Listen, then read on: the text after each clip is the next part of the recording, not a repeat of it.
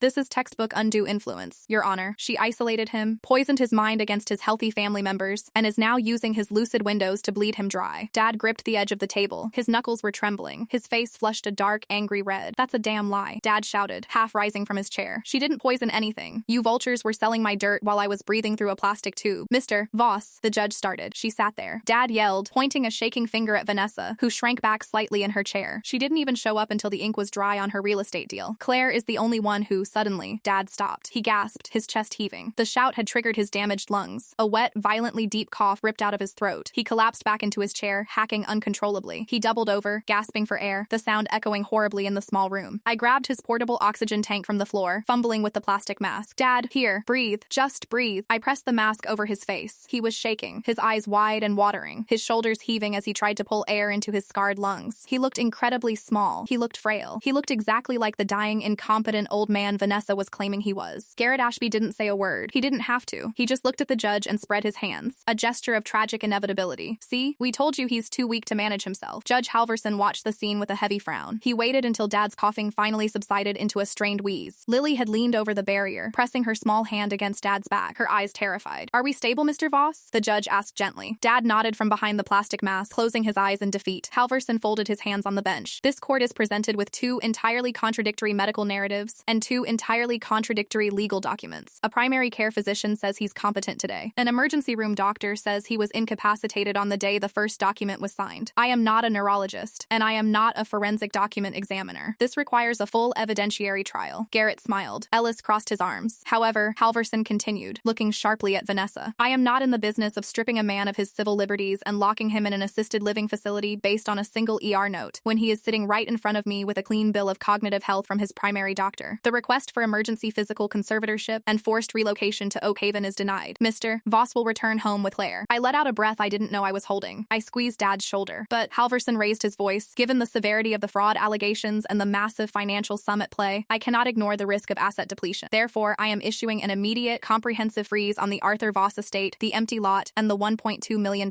trust. No property can be sold, transferred, or leveraged. No funds can be dispersed. I am appointing an independent guardian ad litem to review Mr. Voss's living situation, and a court-appointed forensic accountant to audit both trusts. Halvorson banged his gavel. We reconvene for a full competency and probate hearing in exactly 45 days. Neither party is to contact the other outside of legal counsel. Dismissed. We had stopped Vanessa from putting him in a home, but we hadn't won. The money was completely locked down. The land was frozen. We were stuck in a legal purgatory. As we walked out of the courtroom, Dad leaned heavily on his cane, the adrenaline crash leaving him exhausted. Vanessa and Owen walked briskly past us in the hallway without a glance. Garrett Ashby paused just long enough to adjust his cuffs and give Ellis a patronizing nod before following his clients. We held the line, Ellis said quietly as we waited for the elevator. He's going home with you. That's the most important thing. But the trust is frozen, I said. What does that mean for the settlement? Ellis rubbed the back of his neck. It means we can't touch a dime of the payout from the insurance company, and we can't accept any offers on the land. It sits exactly as it is until the judge rules on which trust is valid. We rode the elevator down to the lobby in silence. Lily held Dad's free hand, swinging it gently to try and comfort him. Dad just stared at the brass doors, his face utterly drained. When we stepped out into the humid afternoon air, Ellis's phone buzzed in his breast pocket. He pulled it out, squinting at the screen in the bright sunlight. His face fell. Ellis? I asked, my stomach tightening. What is it? It's an email from the commercial developer. The ones Vanessa was negotiating with, Ellis said, his voice flat. They just pulled out. With a clouded title and pending litigation, they won't touch the property. They're retracting the $1.2 million offer entirely. Okay, I swallowed hard. That's fine. We didn't want to sell to them anyway. We wait 45 days, we win the trial, and we find another buyer. Claire, Ellis said, looking up from his phone, his eyes grave. There's a second email from the city's Historical Preservation Board. It was sent to your father's old address, but forwarded to my office. Dad stopped walking. The Preservation Board? What do they want? The house burned down, Arthur, Ellis said gently. But it's located in a designated historic district. The city code requires immediate clearing of toxic debris and stabilization of the foundation to prevent runoff into the neighboring lots. They've been waiting for the insurance to clear to start the work, but the accounts are frozen, I realized, the dread washing over me like ice water. We can't pay a demolition crew to clear the lot. Ellis nodded slowly. Because the lot hasn't been cleared, the city just issued a municipal blight citation. $500 a day in fines until the debris is removed. I did the math in my head. $500 a day. 45 days until the hearing. That was $22,000 in fines before we even stepped foot back in a courtroom. And if we can't pay the fines? I asked, my voice barely above a whisper. Ellis looked at Dad, then at me. If the fines aren't paid by the date of the hearing, the city puts a municipal lien on the property. They'll seize the land to cover the debt and auction it off to the highest bidder. I stood on the sidewalk, the roar of the city traffic washing over me. Vanessa hadn't just tried to lock Dad away. She had deliberately triggered a freeze on his assets, knowing full well the city fines would bleed the estate dry while we waited for trial. If she couldn't have the land, she was going to make sure the city took it from us instead. I looked at Dad. He was staring at the cracked concrete, leaning on his cane, looking more defeated than he had in the hospital. I looked at Lily, who was holding onto his sleeve, her eyes wide with worry. I had $1,200 in my checking account. We had 45 days, and the clock had already started. $1,200. 45 days. A blight fine ticking upward like a meter nobody could stop. I didn't sleep that night. I sat at the kitchen table with a legal pad, Dad's old bank statements, and a calculator, trying to find $22,000 that didn't exist. Around midnight, Lily padded out in her socks and sat down across from me without a word. She slid her tablet across the table. On the screen was a listing for a science and robotics summer program, the one she'd been begging to attend since spring. I don't need to go this year, she said quietly. Use my birthday money instead. I pushed the tablet back to her so hard it nearly slid off the table. Absolutely not. This isn't yours to fix. It's not about fixing it, she said. It's about not being the reason we lose. I didn't take her savings, but something about the way she said it, not being the reason we lose, cracked something open in me. I stopped doing math on money we didn't have and started doing math on people we did. The next morning I called Duncan, Dad's neighbor, the one who'd found him the night of the fire. I asked if he knew anyone in the demolition or salvage business who might take partial payment now and the rest once the estate cleared. He laughed, not unkindly. Claire, half this town owes your father something. He co-signed my mortgage in '04 when the bank wouldn't touch me. Let me make some calls. By Thursday, a debris hauling outfit agreed to clear the lot for a fraction of their normal rate, paid in installments once the freeze lifted, in exchange for salvage rights to the copper wiring and the old brick facade, untouched by the fire and worth more to an architectural reclamation yard than anyone expected. It wasn't enough to zero out the fines, but it stopped the bleeding, and it bought us time the trust itself couldn't. Ellis, meanwhile, filed an emergency motion asking Judge Halverson to appoint a special fiscal conservator, not Vanessa, not me, solely empowered to authorize payment of the municipal fines from the frozen estate, on the grounds that the city's lien was a threat to both parties' claims. Even Garrett Ashby couldn't argue against that one without admitting his client wanted the land seized out from under everyone. The judge granted it in 4 days. The forensic accountant arrived a week later, methodical and utterly uninterested in anyone's feelings. He went through both trusts, both signatures, the hospital's medication logs, the notary's stamp records, and the notary's records were his undoing. The pocket notary Vanessa had paid turned out to have stamped 11 other documents on days he was, according to his own mileage log, 400 miles away at a conference. He wasn't a careful criminal. He was a cheap one. His license was suspended within the month, and his sworn testimony, once the state investigator got to him first, confirmed exactly what Ellis had said in his office over cold coffee. He'd backdated the letter of intent at Vanessa's request, for a fee. Dr. Conrad, to his credit, hadn't lied. He'd only ever certified that Dad was disoriented in the ward on the 14th, which was true. He'd never certified a trust, because there hadn't been one to certify. Vanessa's lawyers had simply built a house on a foundation of of a real fact and a forged date. And once the notary cracked, the whole structure came down with it. The hearing 45 days out never needed 45 days. 6 weeks in, Garrett Ashby withdrew the petition rather than let his client be deposed under oath about a fraud charge with a paper trail. Judge Halverson lifted the freeze, validated the October 16th trust in full, and referred the forged document to the district attorney's office for review. Vanessa was never charged. The DA decided the civil resolution was punishment enough, and Owen's business had already collapsed under the weight of legal fees. Neither of them could hide from each other anymore. But the land, the money, and Dad's name were no longer hers to touch. The developer who'd walked away came back once the title cleared, offering less than before. Dad turned him down flat. Instead, the empty lot became a small park with Lily's name on the dedication plaque, funded by a portion of the settlement, the rest locked in her trust exactly as intended. Dad said he didn't want a building where his house had stood. He wanted somewhere a kid could sit and think, the way Lily had sat in that hospital corner, deciding to stay when everyone else had already left. On a warm evening the following spring, we stood at the little park's opening, Dad in a folding chair because his lungs still weren't what they used to be, Lily cutting a ribbon she'd insisted be recycled fabric instead of new. Duncan showed up. Dr. Kellner showed up. Even Tara, the night nurse from St. Jude's, came by on her way to a shift just to see how it had all turned out. Vanessa didn't come. Nobody expected her to. Dad reached over and took Lily's hand, the same way she'd once taken his in a beige hospital room, and said the only thing that mattered anymore. "You were never the one who wasn't good enough," he told her. "I was." Lily just squeezed his hand back and said, "Our doors are still open, Grandpa." That never changed. And for the first time in longer than either of us could remember, it felt less like we'd won something, and more like we'd simply stopped losing.